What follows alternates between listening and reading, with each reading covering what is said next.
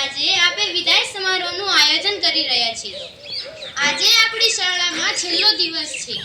હવે આપણે આગળના ભવિષ્યનું ડગલું ભરીશું. શાળા પછી આપણે સૌ અલગ અલગ દિશામાં પ્રવેશ કરીશું અને જુદા થઈશું.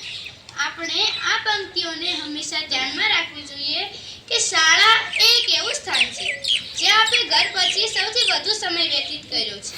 આપણે શાળામાં રડતા રડતા આવ્યા હતા અને જ્યારે શાળા છોડીને જઈ રહ્યા છીએ ત્યારે પણ આંખમાં આંસુ આવી રહ્યા છે.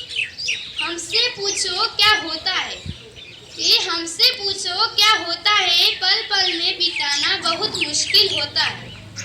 दिल को समझना यार, दिल को समझना यार, जिंदगी तो जीत जाएगी.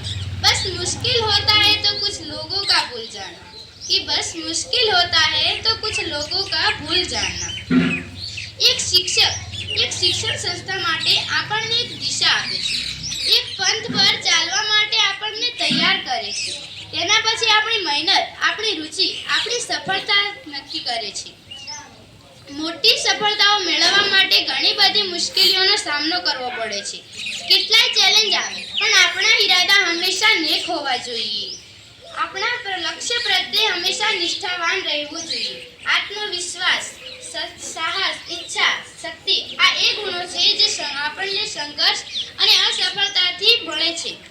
पंथ में कांटे ना होते तो जीवन का आभास ना होता, पंथ में कांटे ना होते तो जीवन का आभास ना होता. मंजिल मंजिल रह जाती मानव का इतिहास ना होता, मंजिल मंजिल रह जाती मानव का इतिहास ना होता. अस्तु.